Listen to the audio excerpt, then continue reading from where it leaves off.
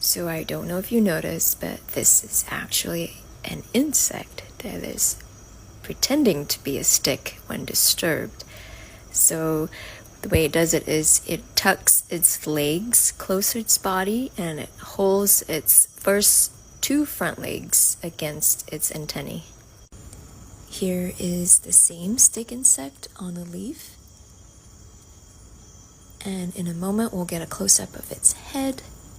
And now you can see the antennae and the eyes. And it's woken up. Off it goes.